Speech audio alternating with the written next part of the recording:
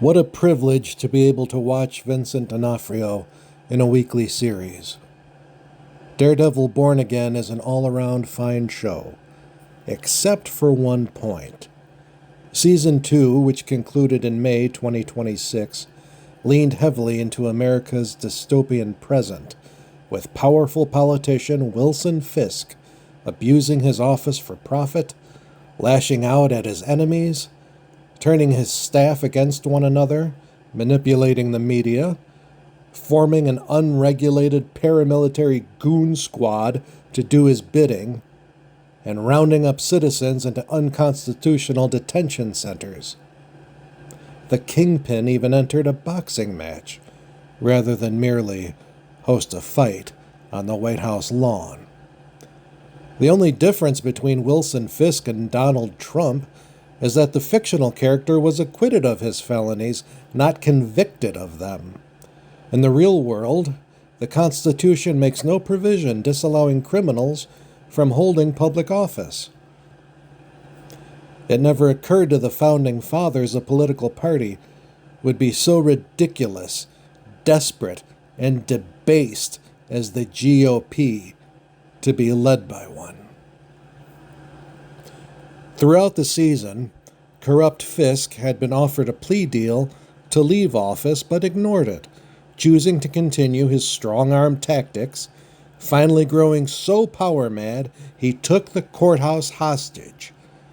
Fed up with Fisk's totalitarianism, the public put aside race, class, and other divisions, finally becoming one under the banner of Daredevil, and took necessary revolutionary action.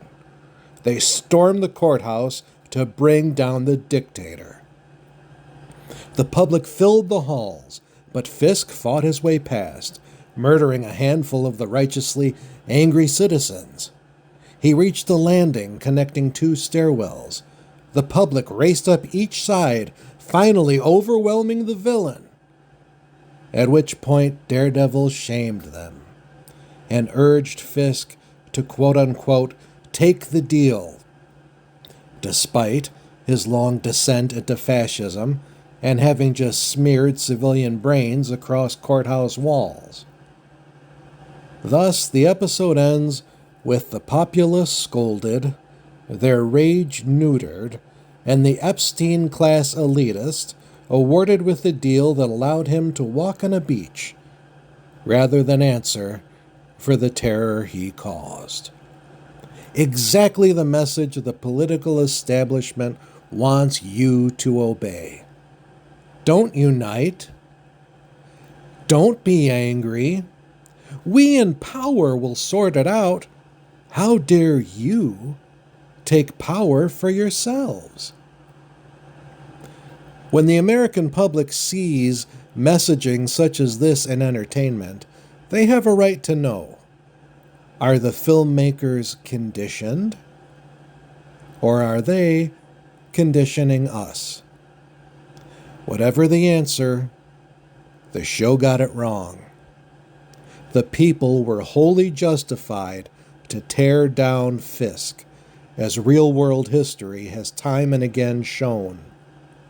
Sociopaths who show no regard for one's humanity deserve to be repaid in kind. The most merciful thing to do is to put them out of everyone's misery. Most superheroes have a no-kill rule, abiding an egalitarian view of the law. Villains kill, and we're not like that. We're better than that. For if we kill, we become them. Absolutely. In a world where law exists. But what of a world where the villain is the law? Where a paramilitary goon squad snatches people from their cars, homes, daycares, schools, courthouses, and places of worship. Where citizens are imprisoned, mentally and physically suffer, are raped, and die in a privateer's concentration camp. where citizens are shot dead in the streets, where citizens are not granted due process, murdered in what amounts to war crimes? Are gutting social programs that people rely on to live not acts of violence upon a populace? Is it not a declaration of class war when billionaires acquire land and build data centers without public notice or approval? Is it not tyranny to surveil citizens and collect their information without warrant or consent? Is it not an act of violence against the people when the government and corporations conspire to remove regulations protecting food and the environment, two things which are essential to survival? Is silencing criticism and dissent not the action of a thin-skinned tyrant?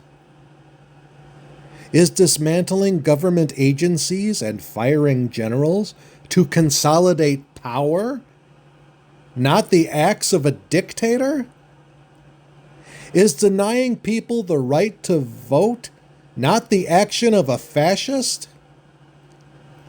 Is it not a crime of fraud against taxpayers when an elected official and his family profit millions from being in office? Is obstructing justice to protect pedophiles not an act of violence against the people? When there are legal measures in place to remove heinous people from office, but no action is taken, does that not reveal the majority of government actors are complicit in tyranny? Is it not totalitarianism when an elected official tears down national monuments, installs his name on others, and prints money in his own image? Are declaring yourself king and literally shitting on the public not the signs of a power-hungry madman? Is threatening to destroy a civilization not a threat of violence to people everywhere? And so, would direct action against such kingpins not be justified? Would it not be imperative as a matter of self-defense and survival? When a long train of abuses evinces a design to reduce the people under absolute despotism, is it their inalienable right and duty to throw off such government and to provide new guards for their future security? You tell me. Sic semper tyrannis.